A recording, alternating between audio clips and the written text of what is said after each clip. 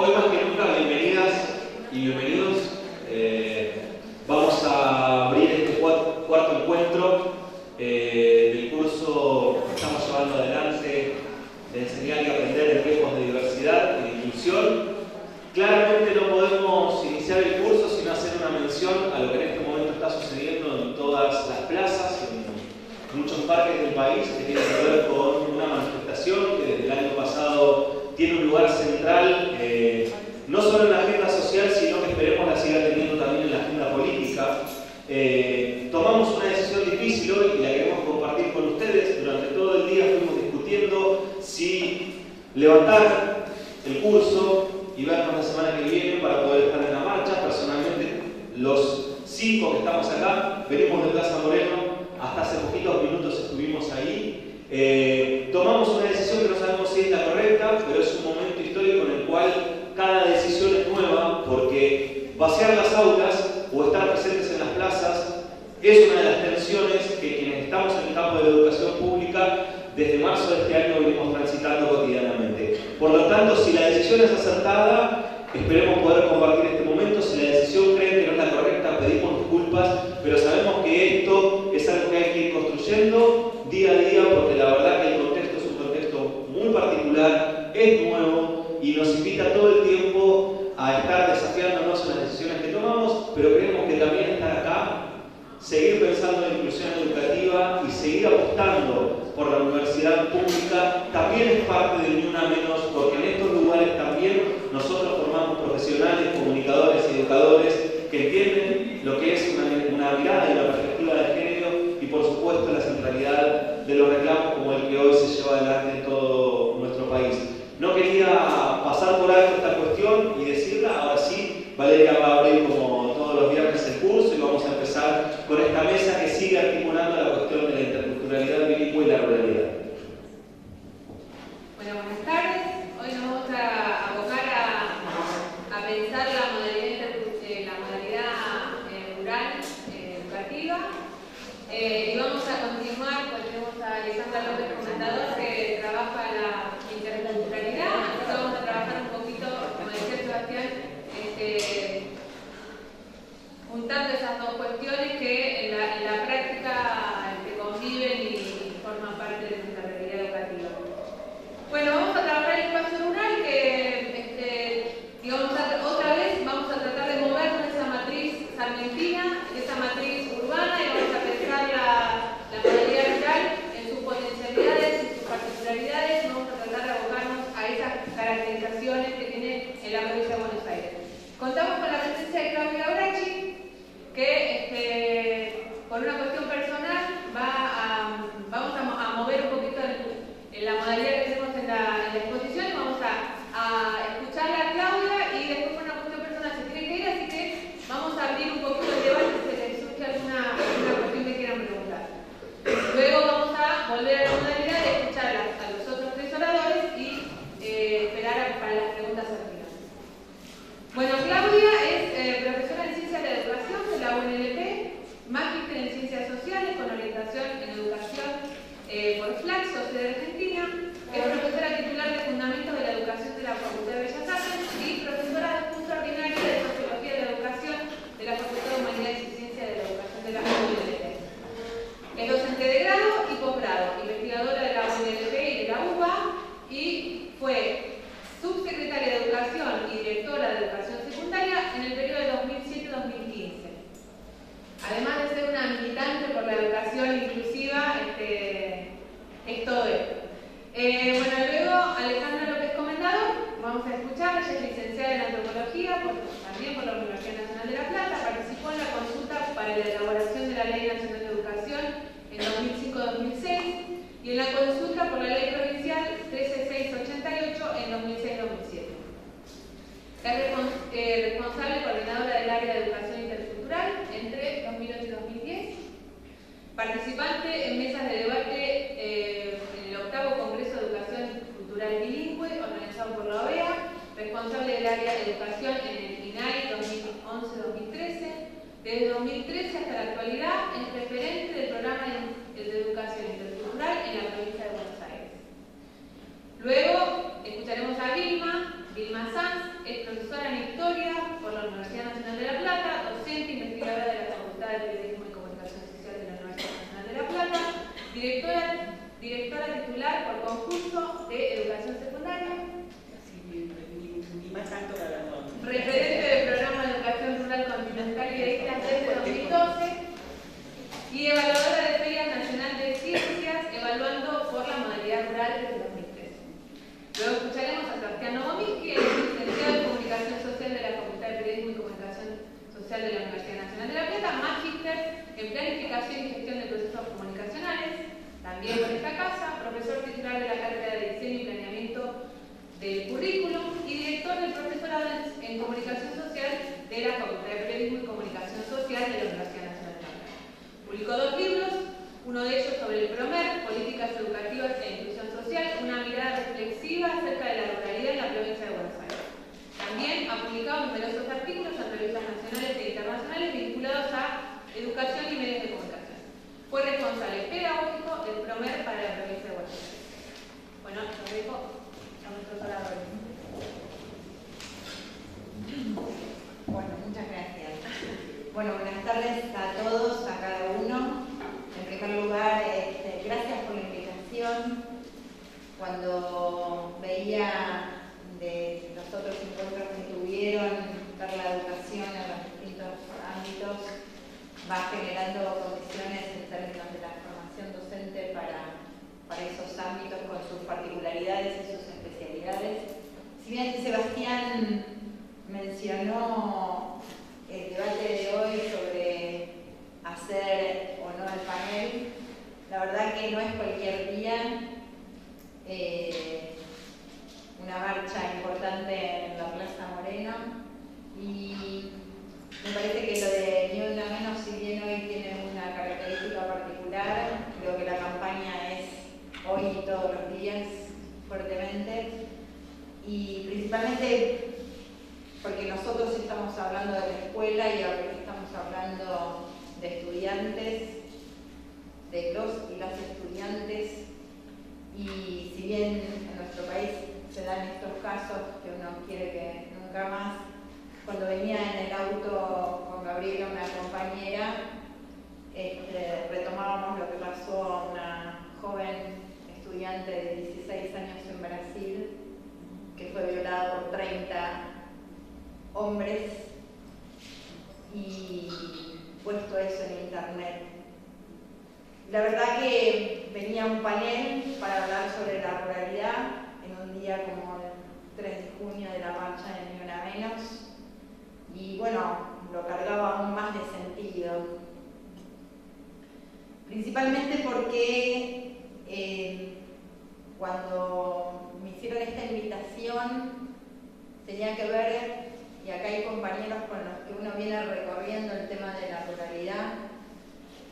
Con Sebastián hace mucho tiempo que el PROMER nos encontró un programa de financiamiento a la educación rural y eso implicaba también que uno pusiera en discusión cuál es la política pública sobre la educación rural y en un momento particular, cuando se sanciona la Ley de Educación Nacional en el año 2006 y un año después en la provincia de Buenos Aires la Ley de Educación Provincial.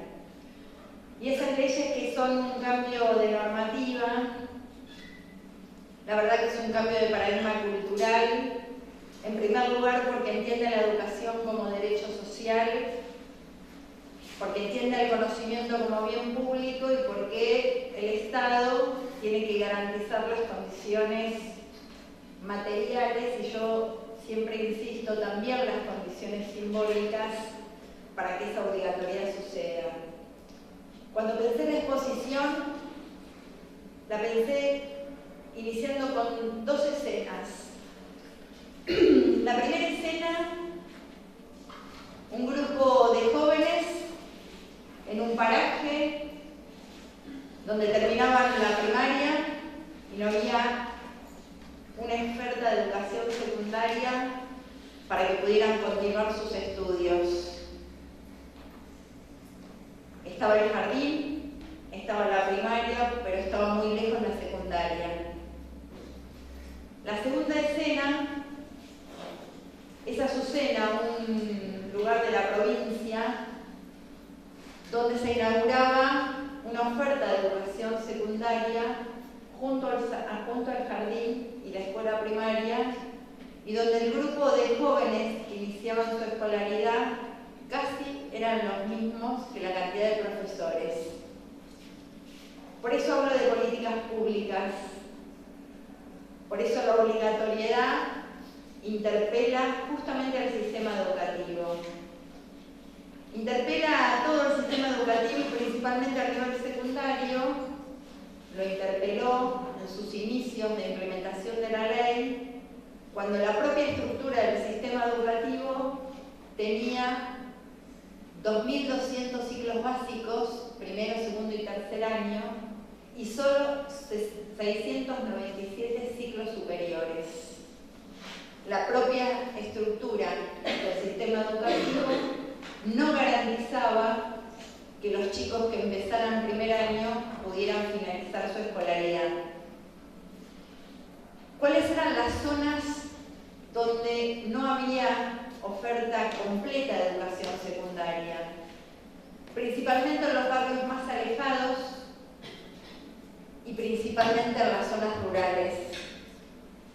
En las zonas rurales, inicial y primaria tienen un desarrollo importante, pero no así el nivel secundario, y fue parte de la política pública.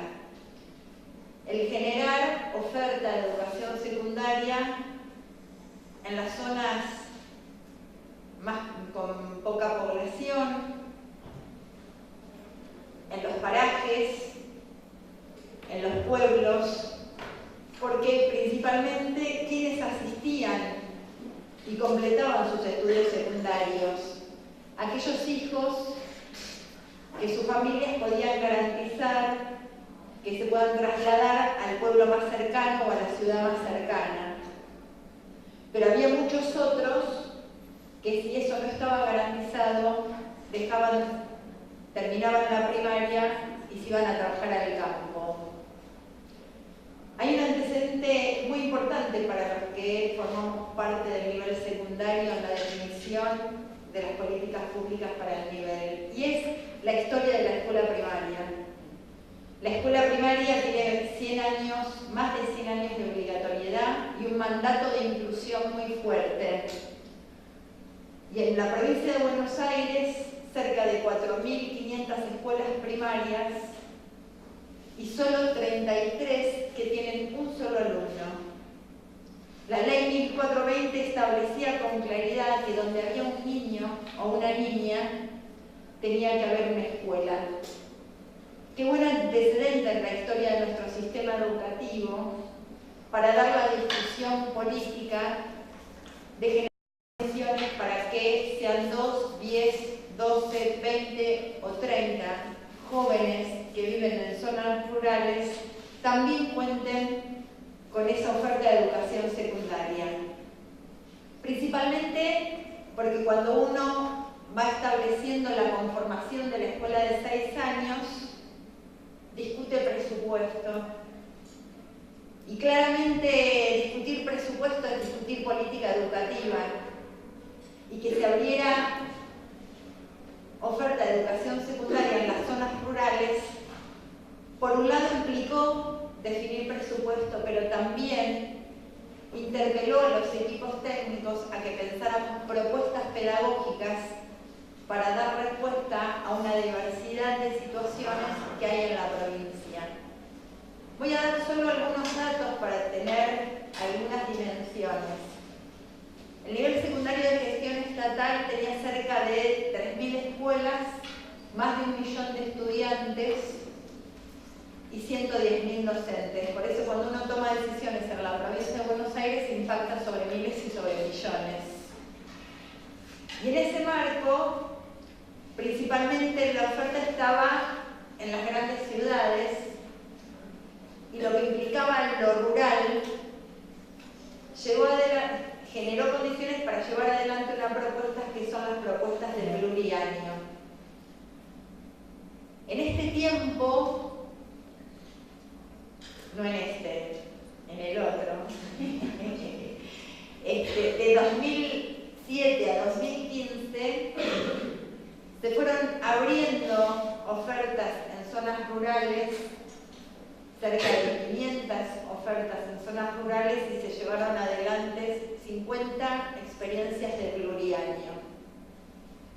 ¿Qué implicaba eso? Por un lado, garantizar el derecho de los y las chicas a tener oferta de educación secundaria, pero también interpeló a cómo generábamos las condiciones de una propuesta pedagógica y didáctica que pueda atender a un grupo de jóvenes que tienen que transitar el primero, el segundo, el tercero, el cuarto, el quinto o el sexto año, y que hay diseños curriculares que establecen cuál es el legado cultural que se debe enseñar en la escuela en un determinado momento histórico, y que se definen como esos saberes que se tienen que enseñar y aprender los chicos. La pregunta fue entonces, ¿va a haber profesores para los que están en primero, para los que están en segundo, para los que están en tercero? Y ahí fue el desafío, cómo construir una propuesta donde cada uno de los estudiantes, según el año que tenía que cursar, se le podía garantizar los saberes que los diseños curriculares establecían en cada una de las materias. Y así surge la propuesta del pluriaño. Surge para dar respuesta a oferta de educación secundaria, y donde teníamos que dejar atrás dividir el aula en tantos pizarrones como alumnos teníamos, y elaborábamos una propuesta con los profesores de matemática, de historia, de geografía, de filosofía, de química, que pudieran garantizar la enseñanza de primero, segundo, tercero, cuarto, quinto y sexto año.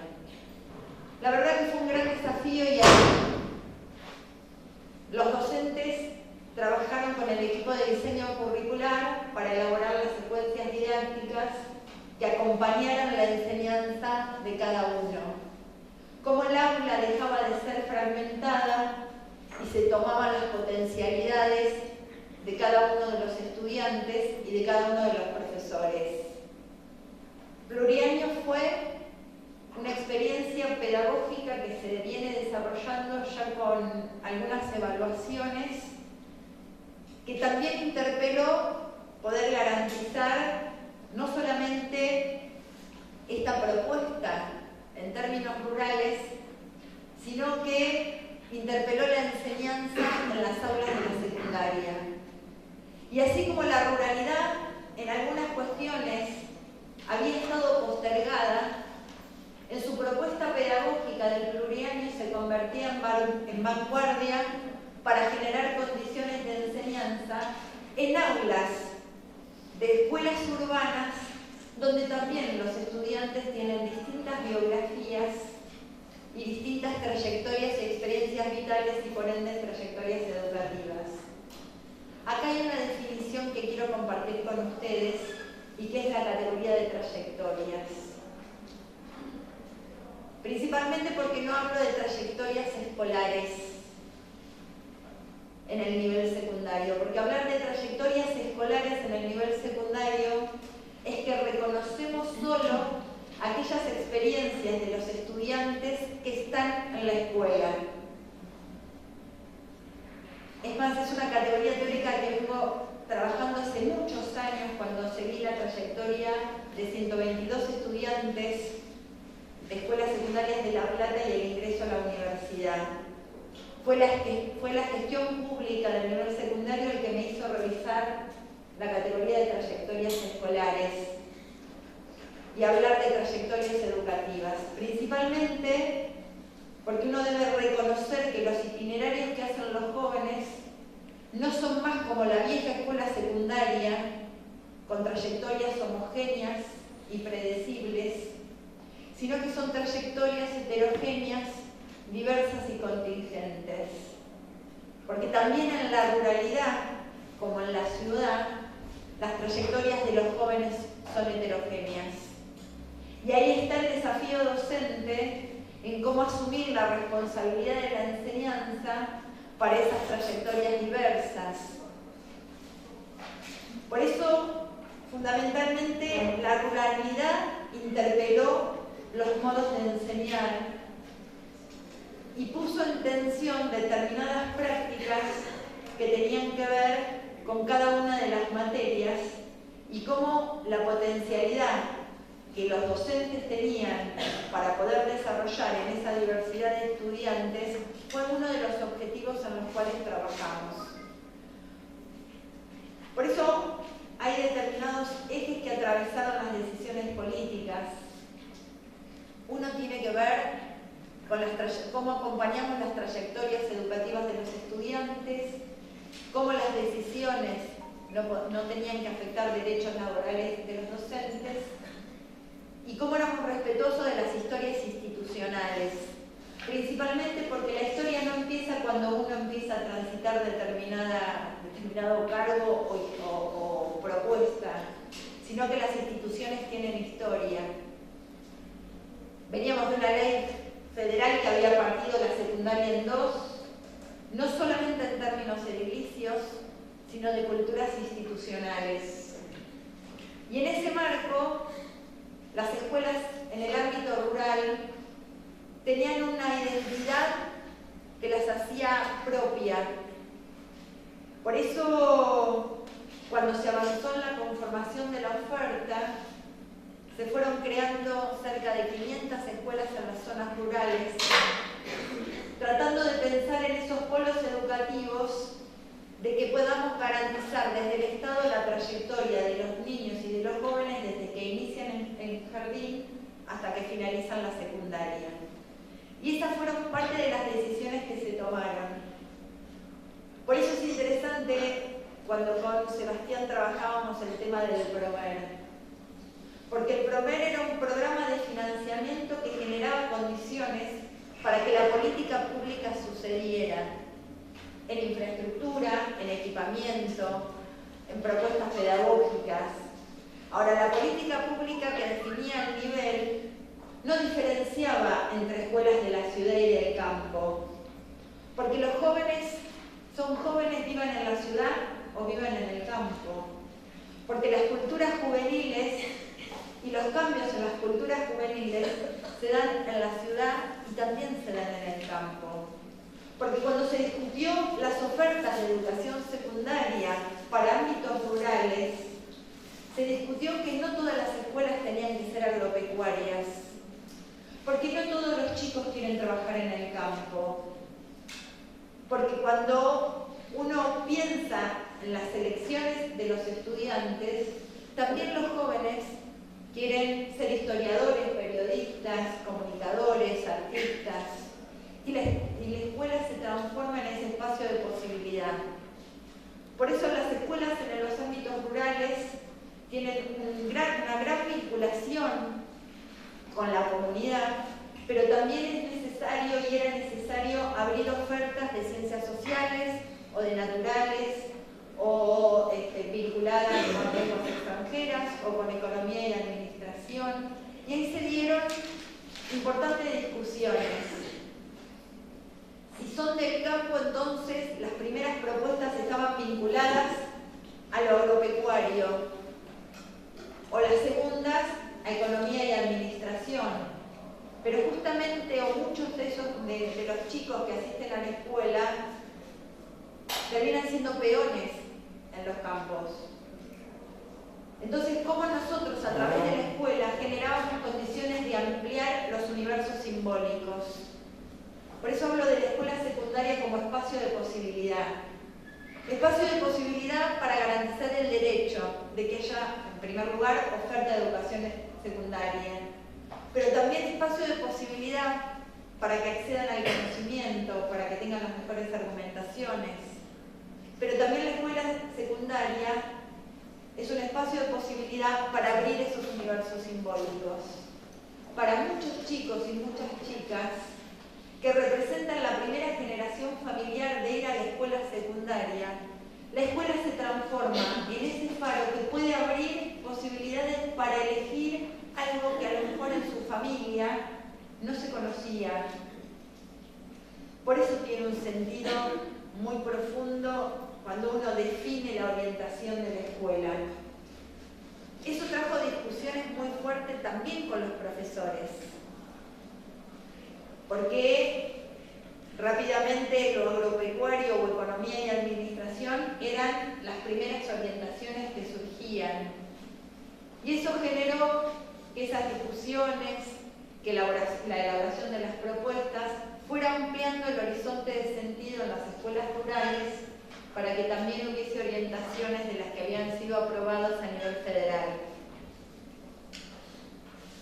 Otro de los ejes que se plantearon cuando se definieron las ofertas y que estuvo vinculado con las políticas de inclusión, tuvieron también que ver con que cada una de las instituciones pudiera trabajar lo mismo que se trabajaba en las escuelas que se dan en ámbitos urbanos, y que en algunos casos implicaban revisar lo organizativo y lo curricular como parte de un mismo proceso.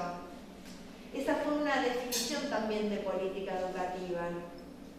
Los cambios organizacionales en la escuela secundaria necesariamente interpelan el diseño curricular.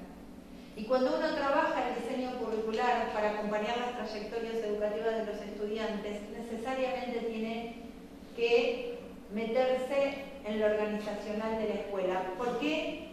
Porque la escuela secundaria tiene una matriz que yo siempre digo está tallada en las paredes y en los sujetos de la selección. La escuela secundaria, como la conocemos, surge en otro momento político, surge y estaba determinada para una parte de la población, y por eso la escuela secundaria se encuentra en tensiones. Se encuentra en tensiones porque tiene que ser obligatoria una escuela que se creó de manera selectiva.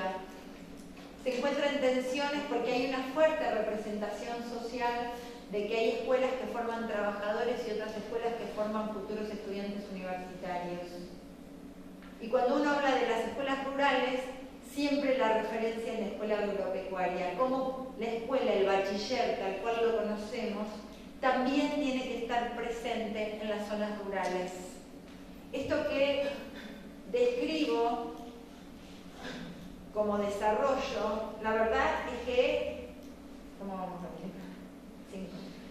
Esto que describo como desarrollo eran importantes discusiones, porque los cambios principalmente son cambios sociales y culturales que llevan tiempo. Así como decía que hoy no es cualquier día, este año no es cualquier año. Se cumplen 10 años de la sanción de la Ley de Educación Nacional. Y lo voy a decir con intención.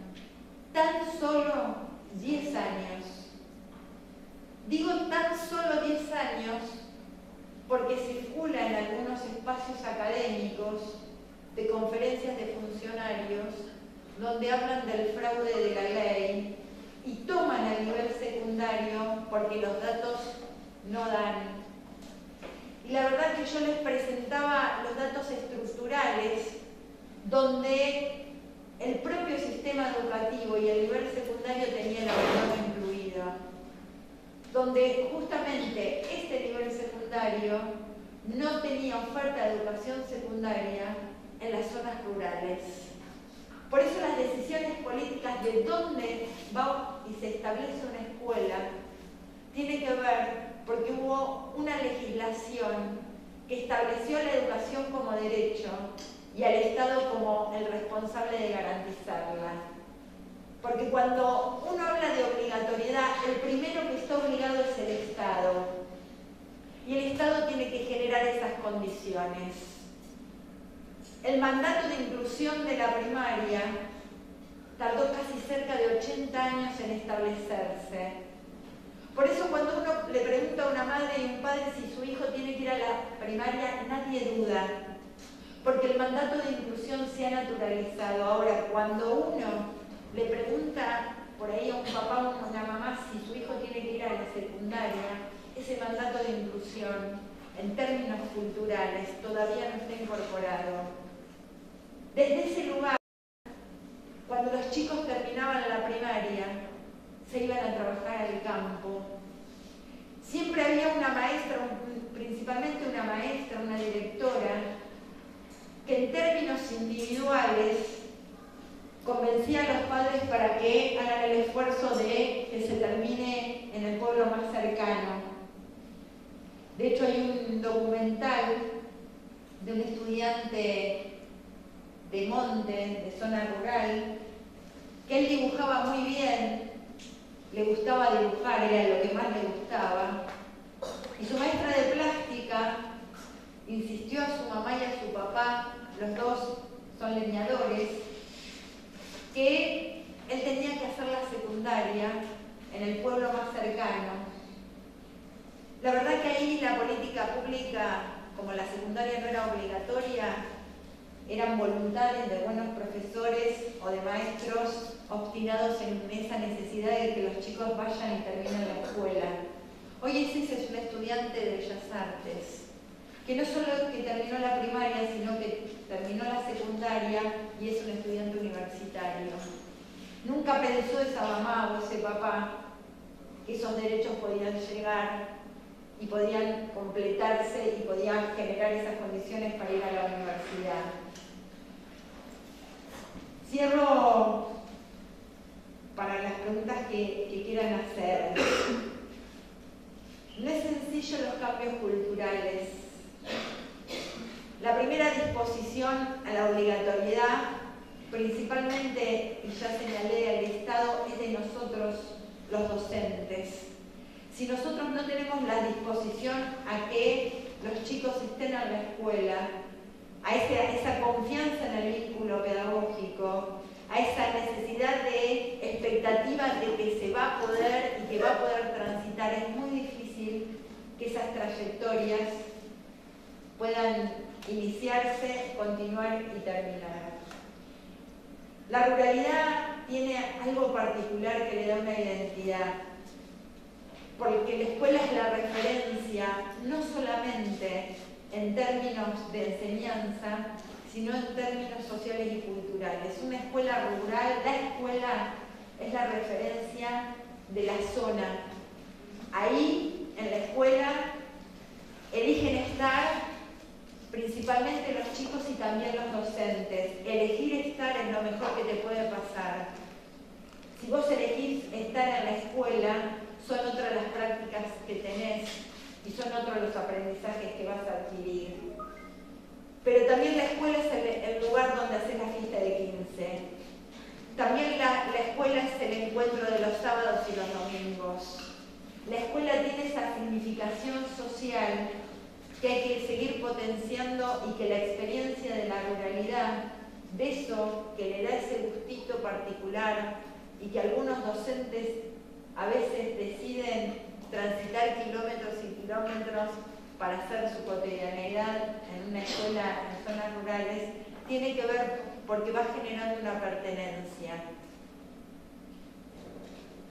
Para mí la síntesis es el tema del derecho, el tema de la oferta y el tema de la potencialidad sobre la enseñanza que da enseñar en escuelas de zonas rurales, que te hace sacar lo mejor de vos como docente, porque tenés diversidad de trayectorias, pero porque te interpela a vos en aquello que uno tiene como legado cultural a enseñar y que un conjunto diverso, como en la ciudad, los chicos van a aprender. Yo no sé si, más allá de la ley, si rural va a ser o no una modalidad. Sí tengo y la ley lo establece como modalidad. Y seguramente son discusiones políticas que hay que desarrollar y profundizar. Sí, lo que me parece claro es que las escuelas no las define solo el contexto, las define la política pública que establece qué es lo que tiene que hacer la escuela, cuál es el sentido y cuáles son los objetivos. Por eso, en ese término, y estaba vinculándolo con otro ámbito como es el contexto de encierro, también los docentes de contextos de encierro, a veces el contexto los va llevando a generar condiciones de identidad. Tuvimos años de fragmentación del sistema educativo y principalmente los centrales, ¿cómo hacemos para que la escuela, la de las zonas rurales, la de las zonas urbanas, la de las grandes ciudades y de las pequeñas, las de contextos de encierro, generan condiciones de derecho para que todos los estudiantes accedan, se queden, accedan al conocimiento y puedan terminar la escuela secundaria? Principalmente porque todos los que estamos acá sabemos que la educación secundaria es la educación básica que un estudiante puede tener para ejercer su ciudadanía plena. Creo que este seminario que están analizando cada uno de los ámbitos nos interpela a nosotros los docentes, porque lo que se pone en juego y la inclusión en términos de derecho y en tomando la inclusión como categoría política, principalmente lo que la pone en juego es la enseñanza. No hay mejor política de inclusión que la enseñanza, en la zona rural o en las grandes ciudades. La enseñanza es la que dirige la inclusión y eso se juega en el aula. Muchas gracias.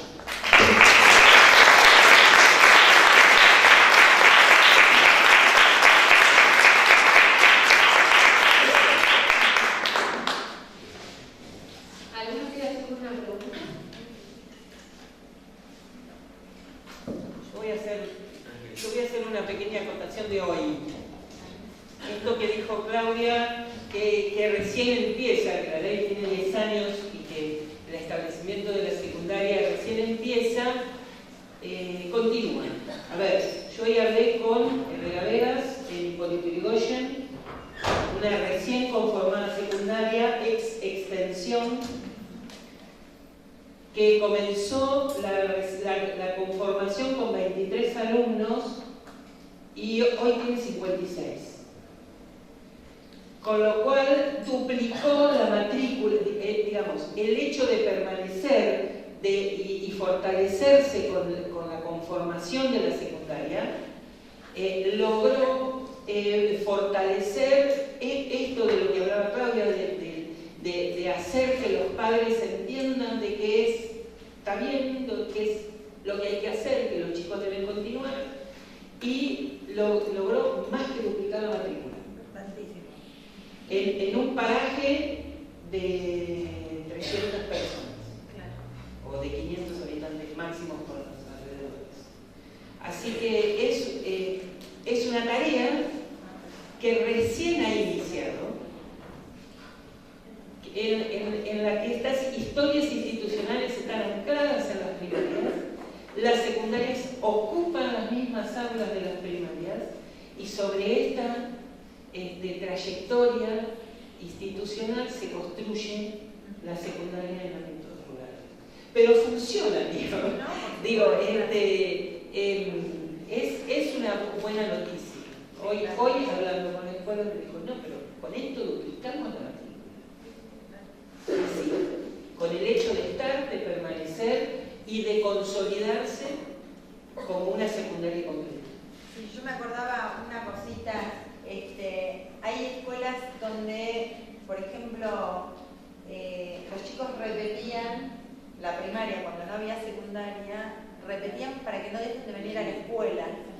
Entonces repetían el noveno, porque los profesores veían esa necesidad que si dejaban la escuela ya no iban a estar más vinculados con la escuela.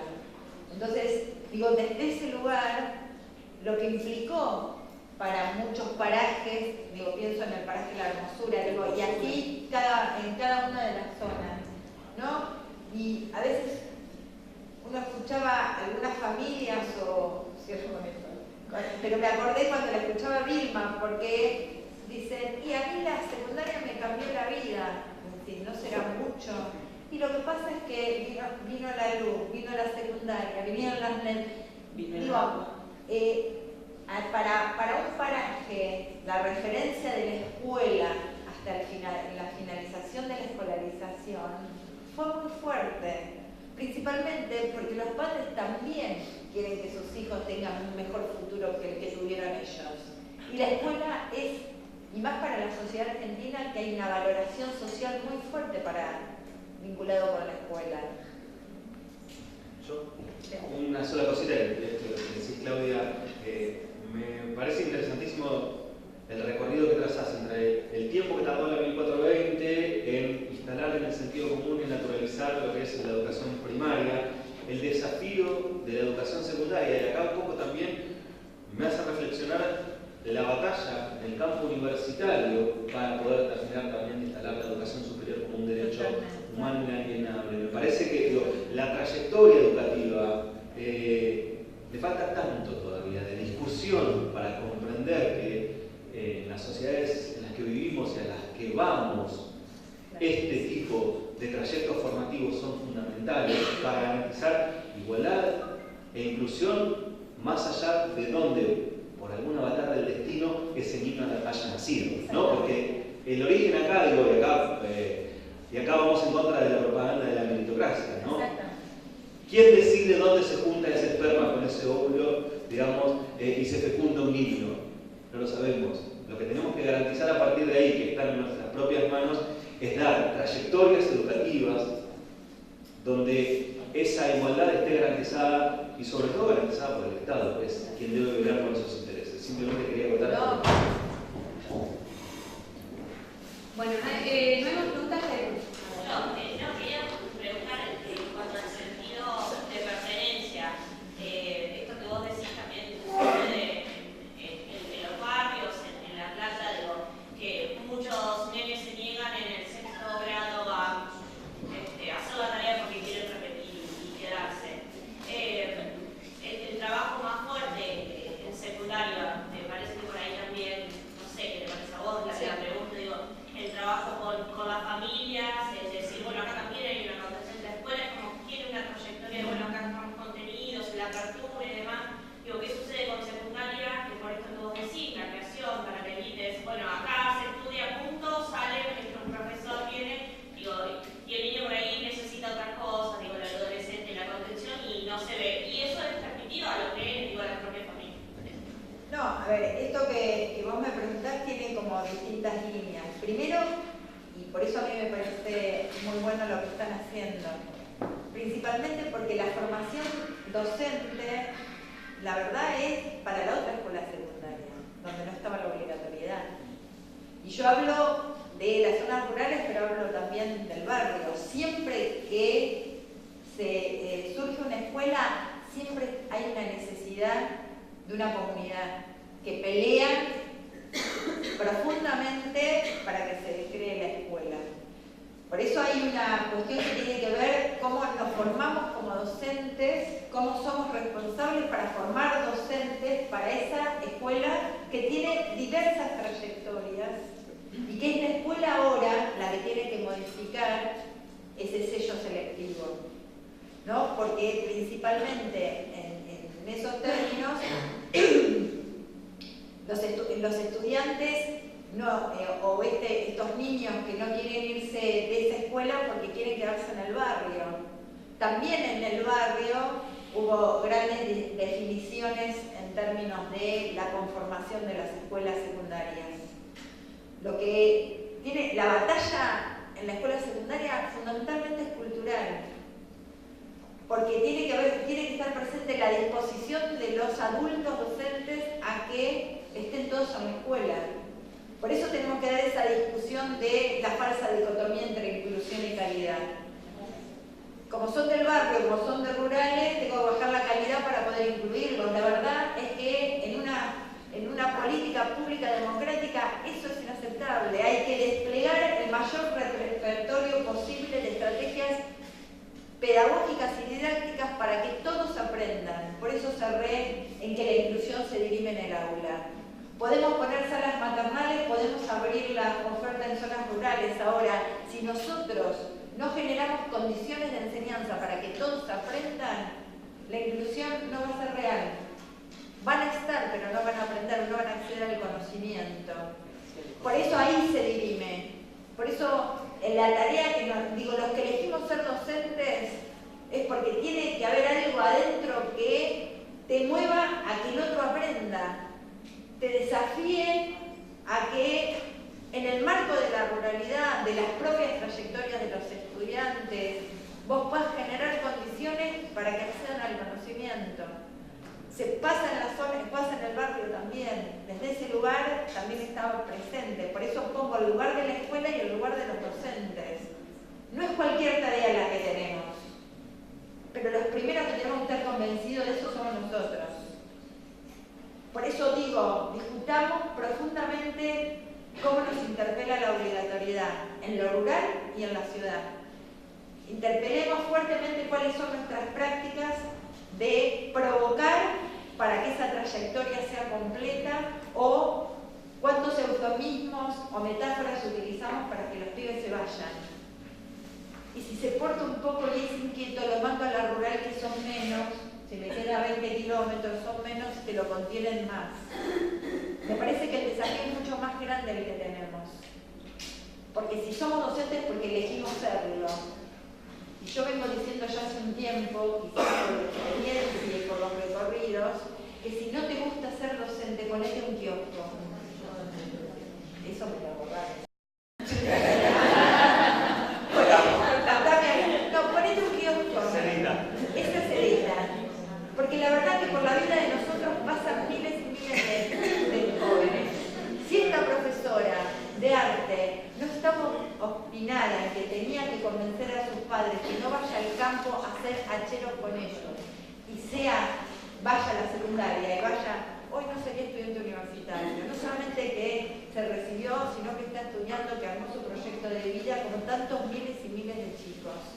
Por eso me parece que nosotros tenemos un lugar privilegiado, primero porque lo elegimos y segundo porque trabajamos y podemos torcer destinos que se les presentan como inevitables. Si nosotros no damos esa discusión cultural de que los destinos no son como los de Chevrolet, entonces la batalla va a estar ganada. Ahora, si nos compramos la camioneta porque somos, o por el mérito, o porque hay una rubia divina y me la convenzo, la verdad es que nos estamos perdiendo de estas discusiones culturales. Se me manché y me fui con la rubia que solo yo.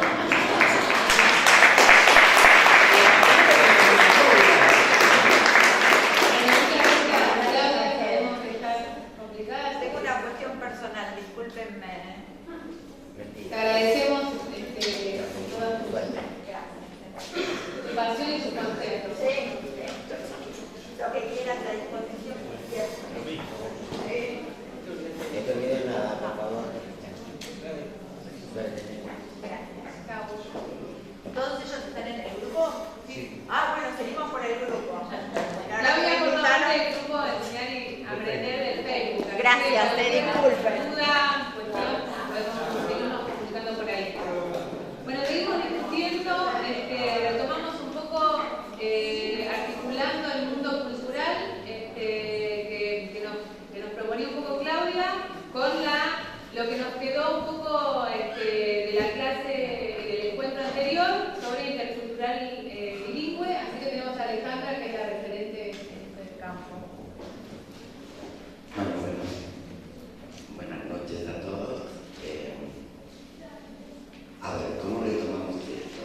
Yo lo primero que quiero decir, cuando Claudia hablaba de inclusión, que aparte es un tema importante, en el caso de la educación intercultural, debemos hablar de inclusión con derecho. Porque en realidad, la Ley Nacional de Educación, la 26.206, habla de educación intercultural bilingüe y hace eje fundamental en los pueblos originarios argentinos. Yo participé de ese debate, de ese foro, porque en realidad se hacían foros de debates a donde concurrieron pueblos originarios de todo el país, porque lo importante de trabajar en la educación intercultural bilingüe es justamente consultar a los pueblos originarios, porque tienen una forma de organización asamblearia.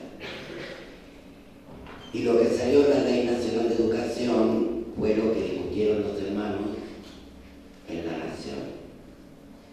También se hizo el debate en Provincia de Buenos Aires, pero acá tengo que hacer una salvedad. Nuestra ley provincial de educación no habla de educación intercultural bilingüe, habla de educación intercultural,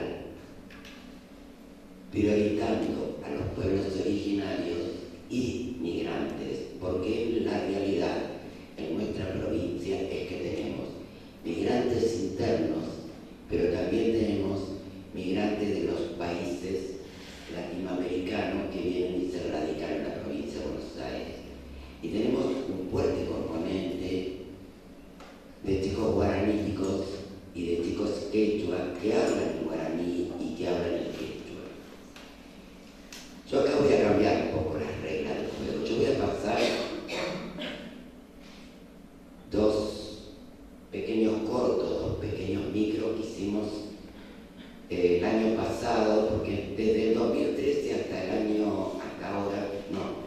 hasta diciembre del 2015 veníamos con un desarrollo muy intenso de la educación intercultural, porque logramos hacer por primera vez el primer encuentro provincial de docentes indígenas de la provincia de Buenos Aires, en donde los 200 docentes de la provincia de Buenos Aires que se reconocen como descendientes vinieron a discutir y a interpelar a nivel educativo.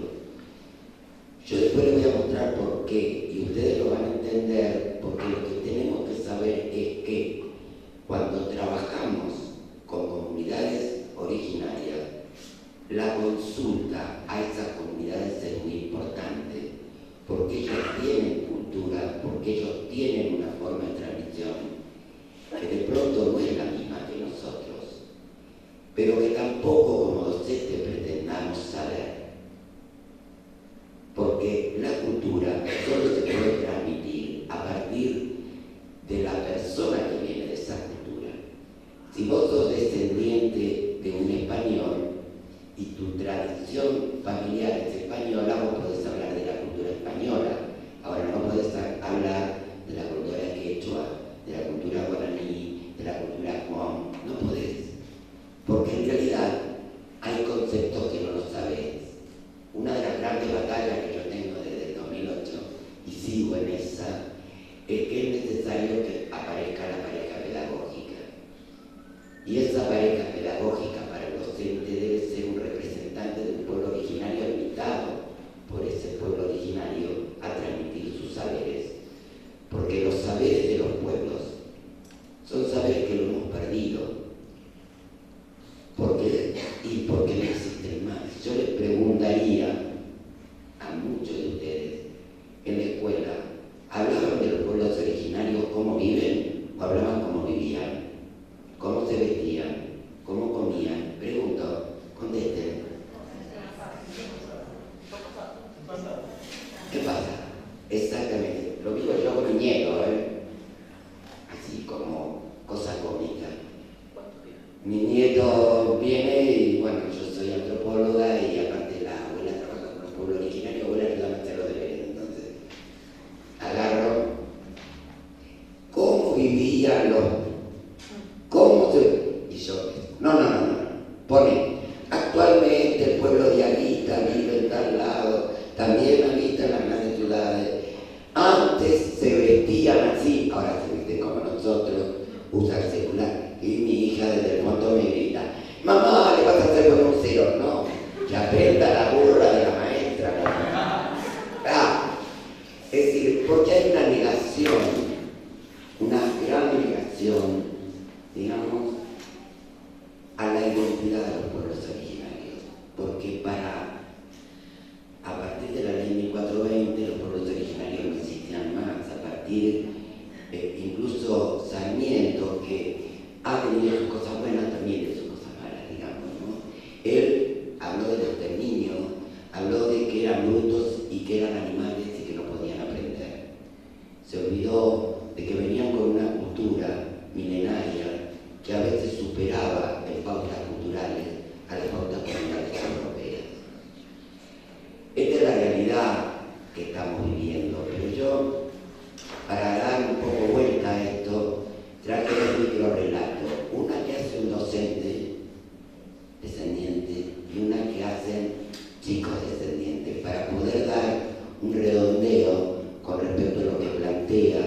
la ley provincial de educación, que se basa en la ley nacional. ¿Sí? Empezar con la de Lucio. Me voy a parar, no puedo.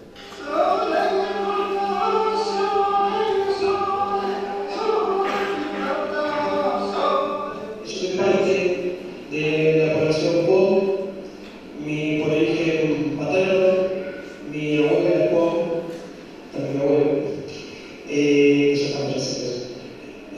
Pero me pasaba a la inversa de lo que hablaba Alicia, por ahí me corrí un poquito de lo institucional, pero me parece que vale bien compartir la vivencia. Me pasaba distinto, y también este relato tal vez se asimila muchísimo a lo que también otros expositores en las anteriores reuniones mencionaron, y esto de la vergüenza, de no reconocerme y de no sentirme parte, en ir al Chaco y sentir que mis primos eran raros, y hasta suena feo decirlo, y no validarlos, y tomarlos desde un lugar tan, entre comillas, porteñizante, soberbio, si se quiere, ¿no? Por no estar inmerso en la ciudad. Y por eso destaco esto, porque con el correr del tiempo uno toma distancia de esas experiencias y se puede dar cuenta que de cuánto la escuela es partícipe de esa vergüenza. Porque estos pueblos, estas culturas, no estaban dentro de la escuela y lo valorado no era esto. Por lo tanto, yo me sentía distinto y no podía valorar eso otro que mis abuelos me podían mostrar, o mis primos, o mis tíos que aún viven en el Chaco. Y también mi padre, por supuesto.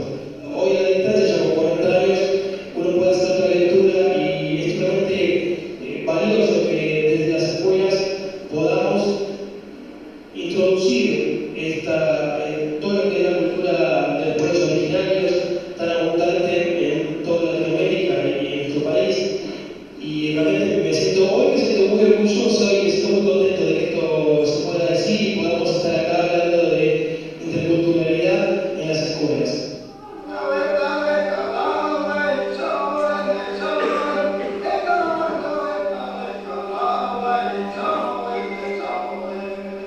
Estoy muy orgulloso y me siento muy contento de que esto se pueda decir y podamos... Bien. Lucio, un vicedirector de una escuela secundaria, que tardó muchos años en reconocer su identidad. Y como él lo plantea, la escuela y el sistema educativo habían matado su identidad. Él negaba su identidad. Bueno, hoy trabaja con orgullo, trabaja con los pueblos, y quiero avisarles que en provincia de Buenos Aires tenemos 90.000 chicos descendientes de pueblos originarios. Está bien, para lo que es el monstruo del sistema educativo, pues yo lo voy a pasar en un PowerPoint así con datos, parece poco, pero no es menor. Yo digo esto, un chico de pueblo originario merece el respeto. Por eso nosotros trabajamos con la identidad y trabajamos para el rescate y revalorización de las identidades de esos chicos que vienen de una cultura distinta a la nuestra y que nosotros durante años, décadas, nos dedicamos a callar. Era el chico que hablaba distinto, era el chico que no me participa en la clase, ¿vio? Yo no sé por qué no me habla, y en realidad no habla porque los chicos de los pueblos originarios tienen otro tiempo, tienen otra manera de aprender. Porque a mí me enseñaba un hermano que primero escuchamos, después pensamos y después hablamos. Y esto es así, es muy común cuando las docentes están en escuelas con chicos fundamentalmente quechua bolivianos, que encima tienen el problema del quechua. Porque la lengua quechua es trivocal y la lengua nuestra es pentavocal. Entonces ahí tenemos un problema grave. ¿Sí? Lo mismo yo le voy a dejar para que lo piense, porque me parece que yo voy a estar en el taller, ¿no? Yo lo voy a dejar para que lo piensen y cuando nos reunamos en el taller de interculturalidad, los que quieran hacer interculturalidad,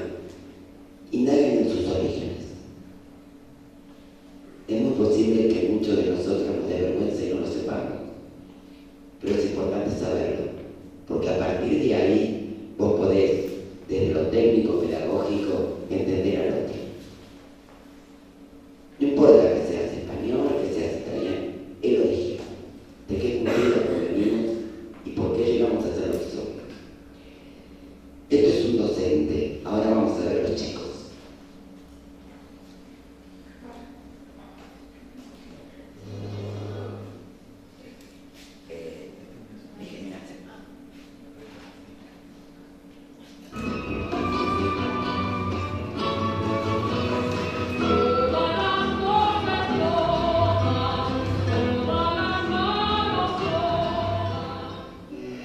No sé, pero hay 36 idiomas. Los más destacados son guaraní, quechua, aymara y castellano.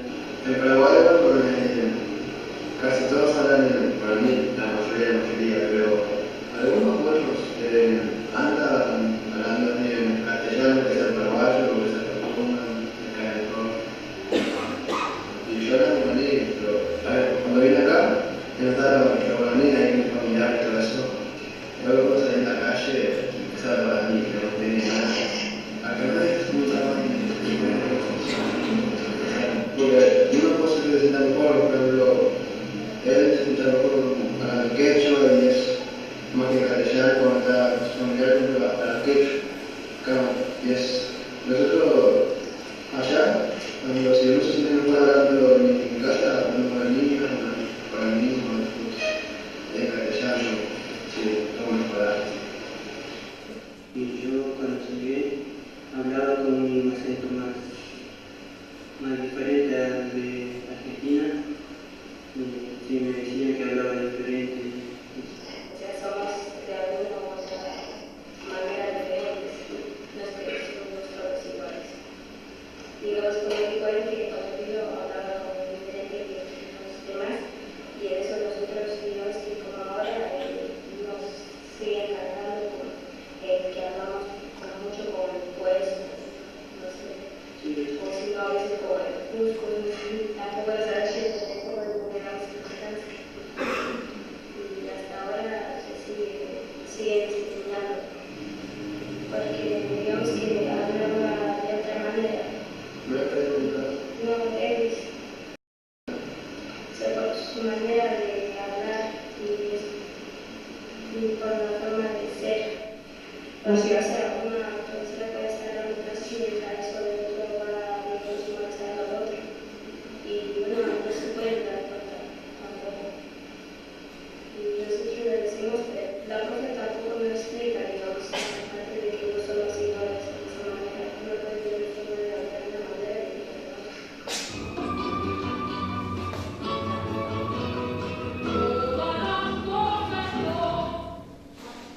Bien, eso que aparecen acá son chicos que están en una escuela secundaria y que están sufriendo todavía, es la escuela secundaria de La Matanza, y que están sufriendo la discriminación, y es muy difícil para el docente poder encarar el trabajo con chicos de pueblos originarios. Es difícil en tanto y en cuanto no nos referenciemos con la comunidad. Nosotros trabajamos con Rural, justamente Bromer tiene una línea de educación intercultural y ahora nos están pidiendo algo que en Argentina no existe, pero que para mí es importante, que es la consulta previa e informada. Cada acción que se vaya a hacer en las escuelas rurales, en las comunidades, vamos a tener que consultarle a los pueblos si están de acuerdo, porque ellos pueden aportar desde lo pedagógico o desde el conocimiento y el saber, porque no todos manejan la pedagogía como la pueden manejar los docentes, sino que manejan el conocimiento, el saber y la transmisión. Los chicos aprenden desde chicos, y en realidad la educación intercultural para nosotros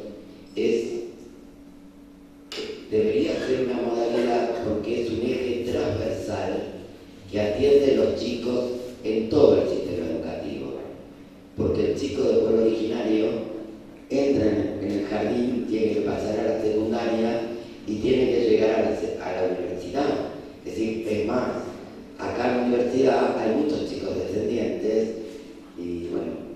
María, por ejemplo, es una de ellas que iba a trabajar con nosotros y no pudo, lamentablemente. Pero hay muchos hermanos que están en las aulas y en realidad lo que hay que empezar a entender es lo que es la revalorización de la identidad cultural. Nosotros, yo solo les voy a mostrar 3 cosas.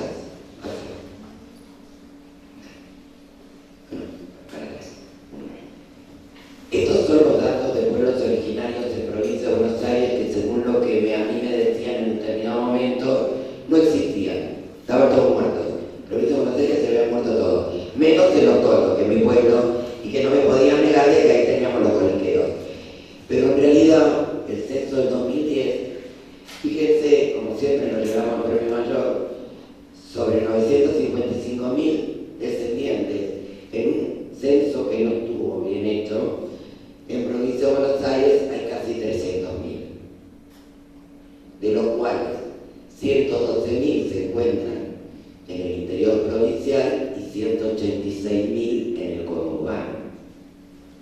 Porque nosotros tenemos muchas migraciones, incluso si, por ejemplo, el pueblo Pon, Otoa, tenemos 15 comunidades en provincia de Buenos Aires y la mayoría están ubicados de Tigre, Escobar, Pilar, Quilmes, La Plata tenemos 5, es decir, hay, y en la zona más conurbano que en la zona rural.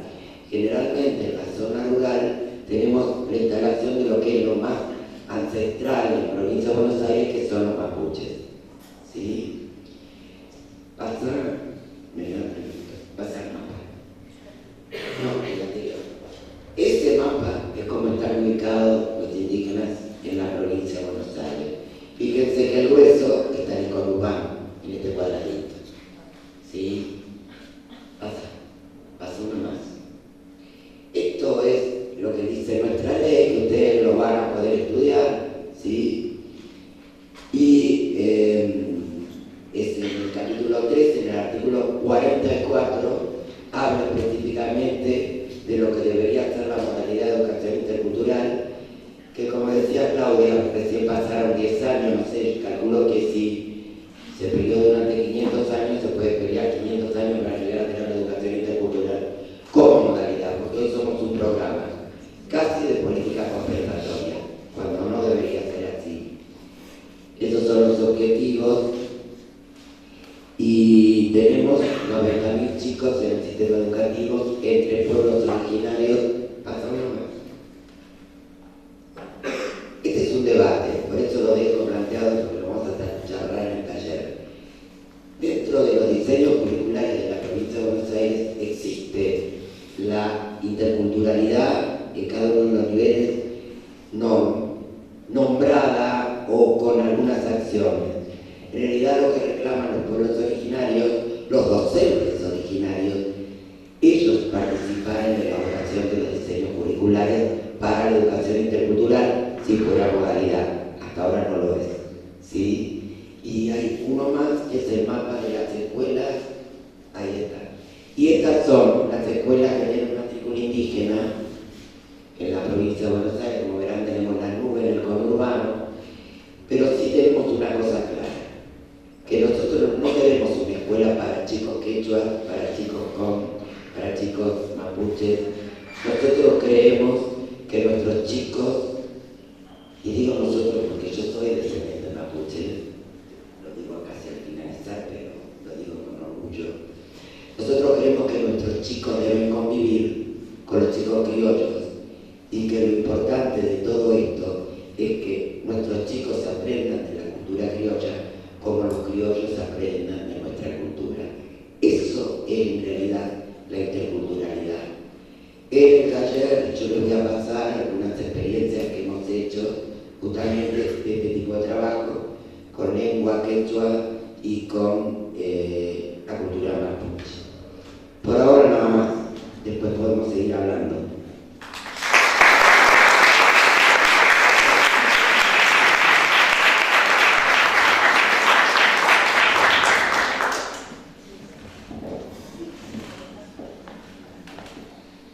Bueno, volviendo un poquito a lo rural y porque no me puedo escapar, yo les voy a relatar un poco, a historiar un poco cómo es el desarrollo de la educación en la ruralidad. Como bien decía Claudia, la ley 1420 ya planteaba la necesidad de las escuelas en ámbito rural. Como en el alcance de la obligatoriedad planteaba aquellos espacios que se consideraban vacíos, incluso de pueblos originarios, para brindar educación. Pero después el sistema educativo fue cooptado por una forma de establecer políticas educativas que tenía que ver básicamente con la matrícula. O sea, las escuelas se categorizaban según la matrícula y por supuesto las escuelas rurales, siempre de baja matrícula, quedaban fuera de estas políticas educativas.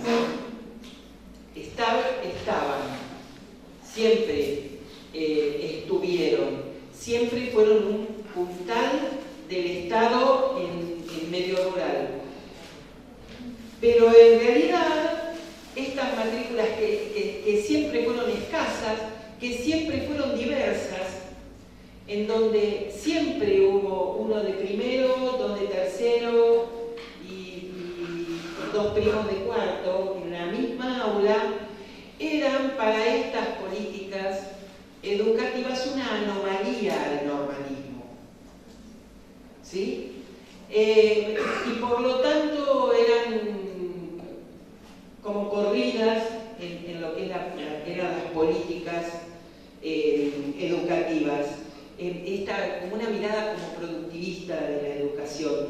Hay que esperar a la apertura democrática en el 83, cuando estas escuelas se les deja de mirar a través de la cantidad de alumnos y se la empieza a construir como una escuela individual y particular y diferente a las que el normalismo ponía así, uno atrás del otro, en un aula prolijada y en hileras, y se la empezó a revalorizar con trabajos fundamentalmente en primaria, fundamentalmente en provincia de Buenos Aires, como las que van a rescatar al maestro Iglesias, en esto del aula del pluri, en lo rural, y de estar todos juntos y de construir entre todos. Y habrá que esperar a la discusión post-90s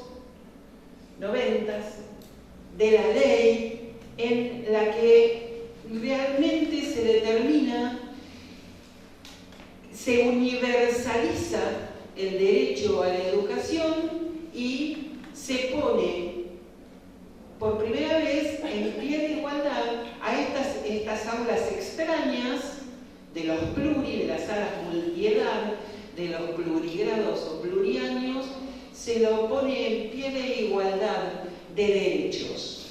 Y es al Estado al que se pone a garantizar que se brinden las condiciones para que estas cuestiones lleguen aún donde había poca matrícula. Aún donde, como decía Claudia, quizás los alumnos del secundario eran menos que el número de sus docentes, ¿sí? Haciendo una extensión y poniendo en función del Estado la garantía de este derecho en una cuestión no menor, que era en el lugar, era una cuestión situada. No alcanzaba con subir a todos los chicos a una combi y llevarlos al pueblo. Había que buscar el modo de que esa secundaria llegara al paraje y no los alumnos a la secundaria a un pueblo. ¿Por qué? Porque básicamente aquí también hay una cuestión que mira puntualmente la ley y mira los acuerdos federales de educación, que es el arraigo. Si yo estoy trasladando a un estudiante, sea de jardín de infante, de primaria o de secundaria, a otro lugar para completar sus estudios, le estaré garantizando sus derecho educativo, pero le estoy desgarantizando su derecho a la identidad y al arraigo local. Entonces, este es un desafío. El marco teórico, como venimos hablando, son la ley nacional, que modaliza a la educación, realmente siendo un corte de aguas, haciéndola, conformándola como una modalidad en particular, entendiendo como tal que es el modo de garantizar el acceso a la educación en estos lugares. La educación rural tiene 3 características básicas: es aislada, es dispersa, ¿sí? La matrícula es dispersa y además se tiende al despoblamiento. Entonces, la única fórmula para convertir a esto en un derecho educativo era creando una modalidad que atendiera particularmente estas 3 características: fomentar el arraigo, concentrara esta matrícula dispersa, generara un ámbito de concentración, esto que Claudia mencionó, en el paraje hubiera salas de inicial, aulas de primaria, y se permitiera la finalización de estudios secundarios, y con esto se fomentara el arraigo. El arraigo entendido en que no todos los chicos van a terminar trabajando en el campo. El arraigo entendido en que no tengo obligación de migrar para terminar mis estudios secundarios. Esto además, en provincia de Buenos Aires, en realidad la ley provincial habla de ámbitos educativos, ahí nos hermana con privación de la libertad, ¿sí? Porque habla de un ámbito en particular, en el que tiene particularidades que le son propias, no ya de modalidad, agrega además una cuestión distintiva. La ley provincial habla de la educación rural, tanto continental como de islas. Y pueden tener puntos en común, pero aquello que estamos acostumbrados a medir en el campo en kilómetros, en las islas se mide en horas lancha. Y no es exactamente lo mismo. Y si bien los reclamos son parecidos a los estados, el camino, la accesibilidad, lo mismo ocurre en islas, pero el dragado de los canales, la apertura de los puertos, el balizamiento, ¿sí? Los dos nos peleamos a las subestadas, ¿sí? Pero en realidad tiene sus particularidades. Y la ley provincial hace muy bien en señalarla. Habla de 2 tipos de ruralidades: la ruralidad continental y la de islas. A partir del afianzamiento de la ley nacional y la ley provincial, en 2008, la provincia de Buenos Aires genera un ámbito específico de atención de la educación rural, que es el programa de educación rural. Lo establece con esta característica de programa, la resolución 1909 del 2008, y el programa va a tener 2 cuestiones fundamentales. Primero, dar alertas tempranas y necesarias en esta universalización de derechos. estamos hablando de un enorme sistema educativo donde de las 30.000 escuelas primarias que tiene la provincia de Buenos Aires, 1.030 son unidocentes. ¿Qué implica esto? Que el director, maestro, portero, enfermero, considero algunas tienen, pero si no también, es el único docente. ¿Sí? Es por supuesto un plural. De estas 1.030, como también mencionó Claudia, 33 son las que denominan uni-uni. Un docente, un alumno. Y acá, como siempre en tensión con lo tradicional y con lo dado y con lo dicho, la educación rural otra vez como un alumno. Y la socialización del conocimiento, ¿con quién socializa? Uno, con su maestra, y se viene a las calles. Bueno, ahí otra vez hay que buscar el modo de socializar con otros, y con otros que si son pares mucho mejor, ¿sí? La forma de construir el conocimiento. Y por ejemplo, y por eso yo lo valoro y lo menciono en mi propio currículum, aparecen los proyectos de ferias de ciencias. Porque nos permiten juntarnos con el de la escuela de al lado. La escuela de al lado está a 40 kilómetros. Pero es la que más cerca tengo. Que tiene 3 en vez de 1. Y bueno, ya somos 4 en la construcción. Ya jugamos un truco, ¿verdad? Un truco. Ya jugamos mínima, bueno, ya jugamos un truco que no es menor para aprender matemática. No es menor, si no, no lo puedo hacer. Entonces, ahí aparecen estrategias de enseñanza. Y así, como lo ven, son excelentes estrategias de enseñanza, estrategias que llegan a ferias nacionales de ciencias. El año pasado, el proyecto que llegó a Feria Nacional de Ciencias en primaria era de una uni, el bicho bonito. La extraña vida del bicho bonito. Maestra y alumna indagando sobre la vida del bicho bonito.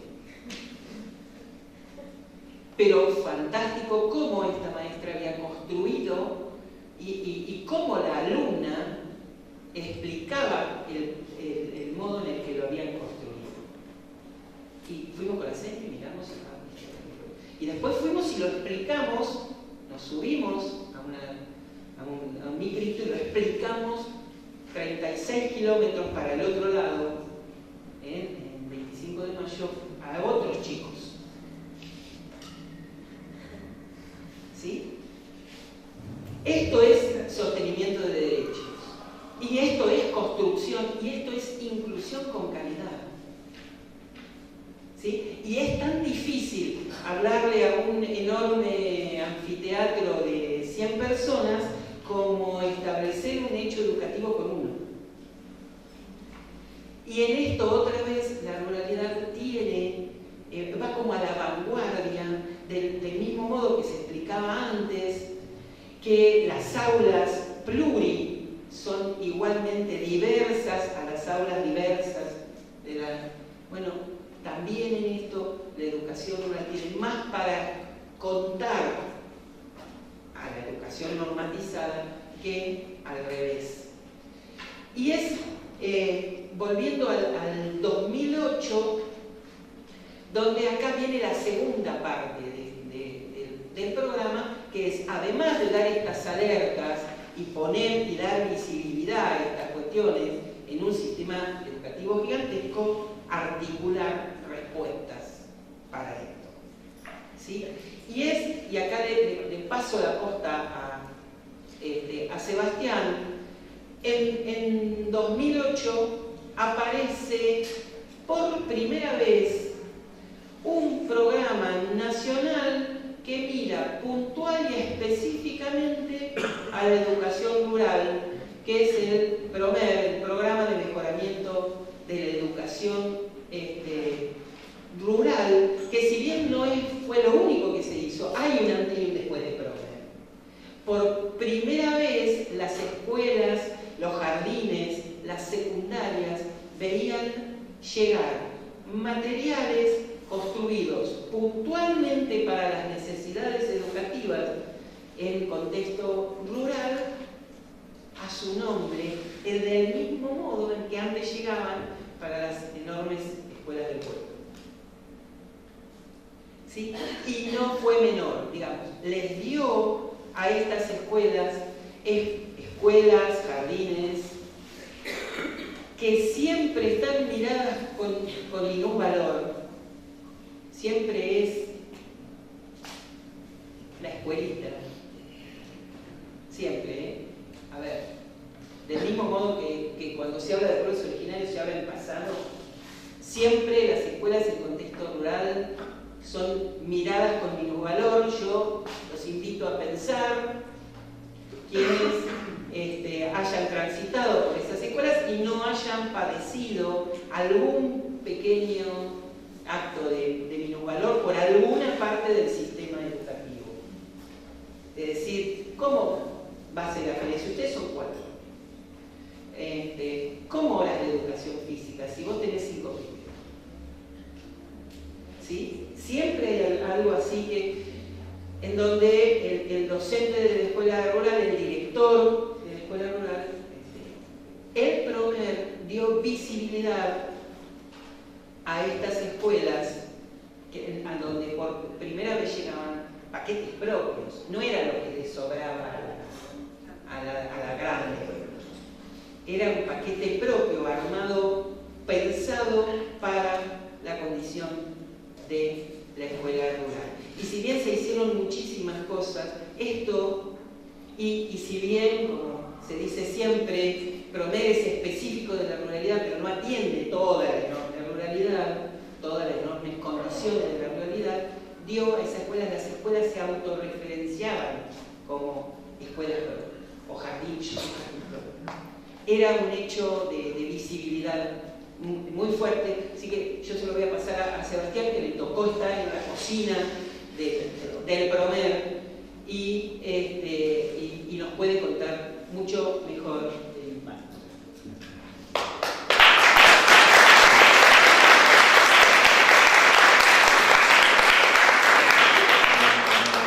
Bien, dos cositas breves. Si estamos de acuerdo, nos estiramos hasta 8:15, cortamos, hacemos un poquitito más de lo previsto porque empezamos más tarde. Y la segunda cuestión, esto que ven acá, es el título del libro que hacía referencia a Valeria, el PROMER, Políticas Educativas e Inclusión Social, una mirada reflexiva acerca de la ruralidad en la provincia de Buenos Aires. No es para pasar un chivo, sino porque voy a hacer muy rápida la exposición para que haya un momento de conversación, que es lo que más me interesa. Y exactamente, está como bibliografía, está descargable, lo googlean, existe, por lo tanto no quiero ir sobre este material demasiado, sino tirar algunas cuestiones y después abrir unos minutos al diálogo. Un detalle que me parece que en varios momentos se mencionó, pero yo creo que es importante para dar una mínima dimensión de lo que es el universo sobre el cual tuvo que intervenir este programa de mejoramiento de la educación rural. El cuadro es un cuadro complejo, pero fíjense que nosotros acá, al año 2003, hablábamos de 3.200 escuelas rurales, 800 en espacios agrupados y 2.321 en lo que se llama rural disperso, es decir, poblaciones de menos de 2.000 habitantes. Por lo tanto, la mayor cantidad de escuelas rurales están en parajes de menos de 2.000 habitantes. Porque ¿de qué hablamos cuando hablamos de que el Estado tiene que garantizar derechos llegando hasta el último rincón de la patria? Hablamos de esto, que en la provincia de Buenos Aires hay 2.321 escuelas en parajes de menos de 2.000 habitantes. Para que veamos el promedio, pensemos en cantidad de estudiantes, casi 60.000 estudiantes en unas escuelas, 70.000 estudiantes en otras, y si vemos el promedio, Las de rural agrupado tienen 66 alumnos de promedio. Las de rural disperso tienen 30. En esas 30 claramente están las 1000 que Vilma hacía referencia, las 30 unialumnos, las 1000 unidocentes. Digo, esa es la complejidad de la política pública que tiene que llegar hasta ese último rincón. Digo, para pintar un panorama con datos objetivos y muy concretos de qué pasa en nuestra provincia, cuando en realidad, y esto es un dato importante, cuando uno piensa en ruralidad, piensa en NEA y en NOA. Cuando uno habla de ruralidad, piensa en Santiago del Estero, piensa en Chaco, piensa en Formosa. Ruralidad, la provincia de Buenos Aires, bueno, sí, habrá algo por ahí. Ensenada tiene un montón de escuelas rurales. La Plata tiene escuelas rurales. Magdalena, digo, y si nos vamos alejando, pero digo, no es que estamos hablando del límite con la Pampa, bueno, no, estamos hablando de que el 30% de las escuelas rurales del país están en la provincia de Buenos Aires. Ese es el mapa objetivo sobre el cual el programa se desarrolla. El programa tiene como objetivo respaldar la política del gobierno nacional en cobertura, escuelas nuevas. Había que hacer un montón de escuelas nuevas. Y eso, articulado a lo que decía Claudia Bracha hace un ratito, la secundaria es obligatoria. ¿Por qué también Claudia es la referencia fundamental de los 3 niveles, inicial, primaria y secundaria, para hablar de lo que es la política de educación rural de los últimos años? Es porque el desafío es que cuando sale el PROMER, se declara casi en paralelo, sale la ley donde la secundaria se hace obligatoria. Y el primer desafío es la cobertura. No es un desafío pedagógico, es un desafío de infraestructura. Segundo, eficiencia y calidad del sistema educativo. Tenemos que construir las escuelas para que los pibes estén adentro, para que tengan una educación de calidad y así generar la inclusión. Voy a ir rapidito, son 4 o 5 diapos. Cobertura, eficiencia, calidad y gestión cubre el PROMER. Había que montar dispositivos de gestión específicamente diseñados para eso. Las líneas específicas de acción. Estas son cosas que se hicieron a grandes trazos del 2008 al 2015. Se capacitaron, acá ya ven 3.460 escuelas, ese es el último número, del 2013 al 2015 se crearon aproximadamente 200 escuelas nuevas. Se llegó a que al menos un docente de cada escuela rural de la provincia de Buenos Aires participe en algún dispositivo de capacitación. Ustedes me dirán, bueno, sí, ¿qué puede haber aprendido si capaz que te puede ir a una? En principio, en general, los pudimos articular en muchos espacios regionales, locales o provinciales. Y segundo, que ese espacio de encuentro con otros, que eran las capacitaciones, fueron los lugares de construcción de las redes, que después esos mismos docentes, cuando volvían al territorio, sabían que tenían, porque quizás la escuela que tenían a 40 kilómetros la conocía, pero la que estaba a 100, 150, 200, que es su territorio, para nosotros es una locura pensar en 150 kilómetros a la redonda. En la ruralidad no, la ruralidad son los vecinos. No salen del distrito. Exacto, no salen del distrito. Se equiparon las escuelas con material audiovisual, se entregaron televisores de 29 pulgadas, se entregaron equipos de sonido Sony muy buenos, digo, y referencias incluso las marcas, porque nosotros cuando llegábamos con esos equipamientos, ahí también está la igualdad. Porque no le llevas lo que te sobra, no le llevas la compu vieja a la escuelita, porque en la grande ya, bueno, están las nuevas planas, entonces le llevamos los monitores viejos. No, todo equipamiento nuevo, de calidad, igual que el que se ponía en muchos casos en algunas escuelas urbanas, en algunos casos hasta podría decir mejor. En muchos casos. Hay unos racks que los van a ver también en muchas escuelas urbanas, que son unos muebles cerrados, que adentro tienen en parte este equipamiento. Eso que dice Sebastián es exactamente así. El equipamiento suele ser mejor porque el que está pensado en la escuela urbana para un aula de 30, en la escuela rural está pensado para menos. ¿Cuántos menos? Y 20. Pero por ahí en la escuela rural hay 10. Con lo cual el material se duplica. Mientras que en la escuela urbana tenés el del Meyer en el laboratorio cada 3 pibes, en la escuela urbana, en la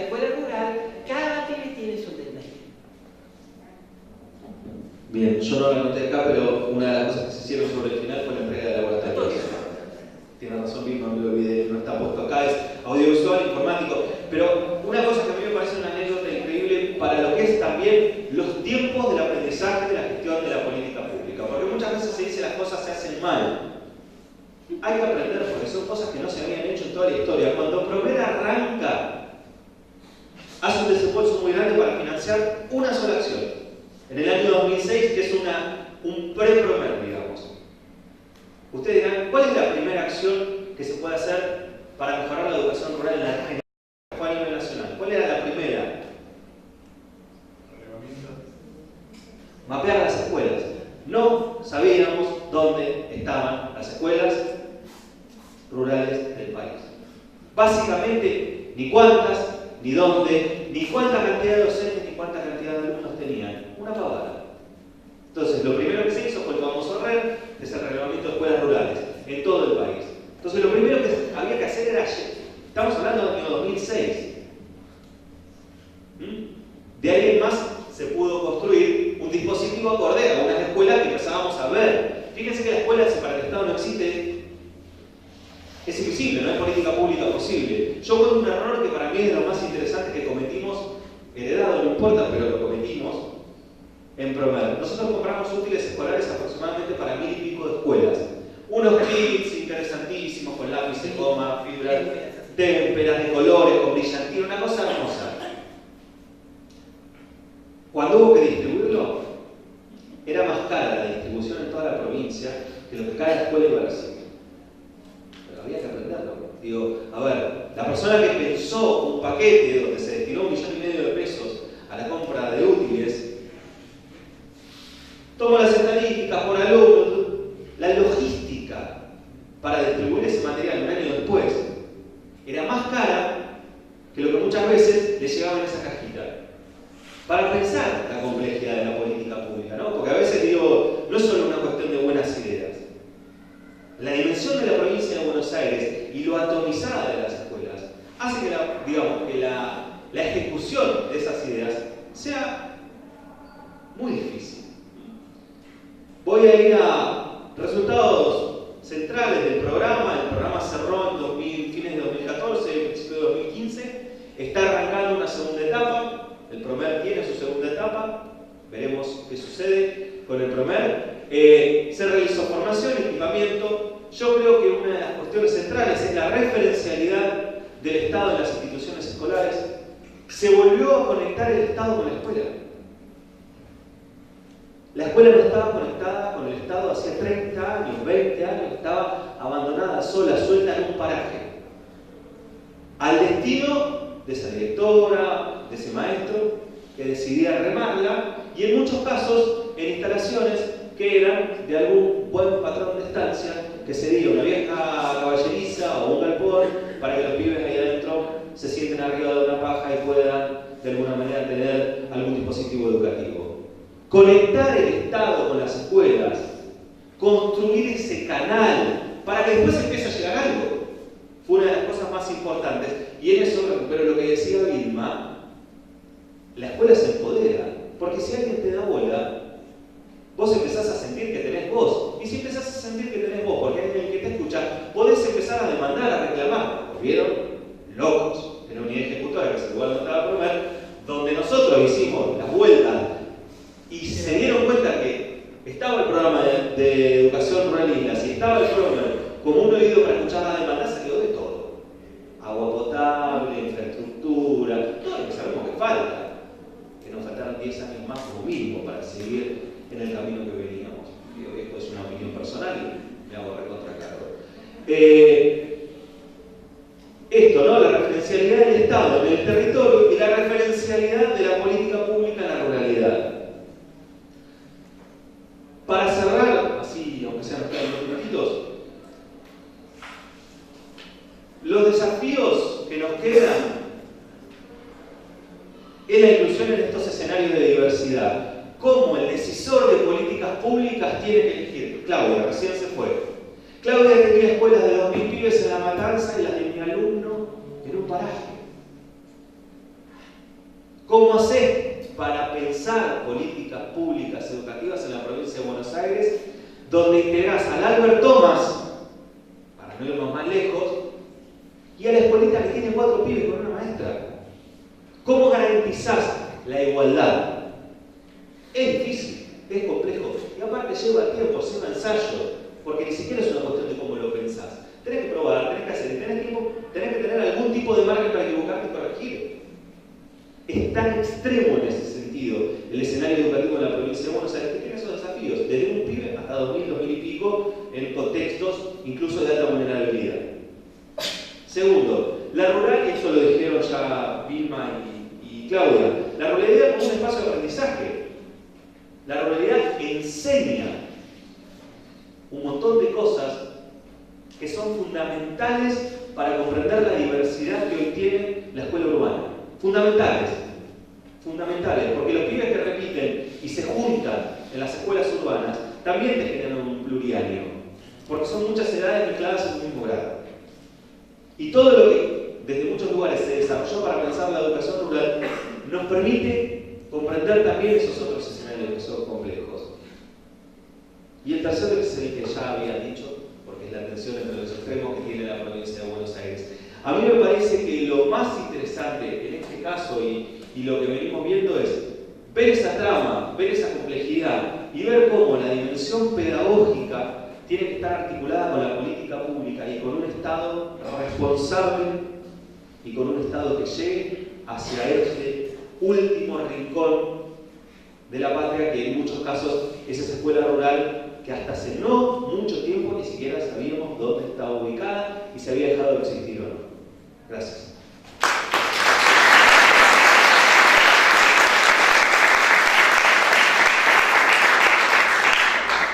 Quisiera agregar una cosa que me parece que es importante y viene a cuenta de lo que venimos hablando en estos 4 encuentros, que me parece que podemos cada vez más ver con mayor claridad cómo nos vamos corriendo de la idea de inclusión como una política focalizada, como para incluir a aquel diferente en nuestra escuela, y empezamos a abrir la escuela como para repensarla como un dispositivo para todos y con todos. Se abren las preguntas, ¿alguno quiere comentar algo? Yo quería contar algo. Sí. Ahí cuando él dijo la ruralidad enseña, no sé si sabían que unos alumnos de una escuelita de Formosa, de una comunidad michi, participó en Estados Unidos. Sí. Ganó el año pasado. Yo lo evalué, Sí. el año pasado. Acá y A ver, el la año pasado. modalidad de educación intercultural.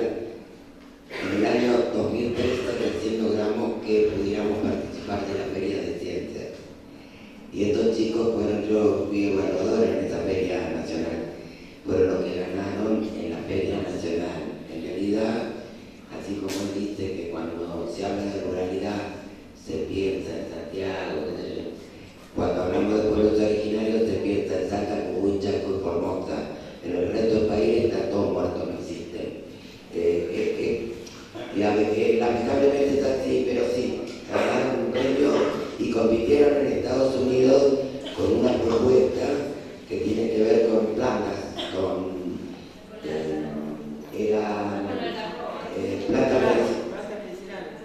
no, de la algarroba, el trabajo de la algarroba, exactamente. Bueno, Digo que mi sobrino es maestro de la escuela. bueno, Sí. un orgullo. Y ellos, por ejemplo, lo que me contaba mi sobrino, de que tienen en primer y segundo ciclo, tienen las mesas, que son las maestras, o sea, las acompañantes de todos los... Acompañantes pedagógicos. Sí, acompañantes pedagógicos. Que son en realidad lo que yo llamé como pareja pedagógica, porque a mí no me gusta llamarlo ni nema, ni idóneo, ni auxiliar, porque ellos están habilitados para enseñar. Entonces por eso hablo de pareja pedagógica. Yo, sí, es una experiencia muy rica. Salta y Jujuy también en las ferias presentan cosas muy interesantes. Claro. Sí. Y yo le preguntaba cómo era el sueldo, si le pagaban, me dice sí, ganan igual que nosotros. ¿Y qué ruralidad tienen? Mira, es el 200%, me dijo. Y queda sobre el río Pilco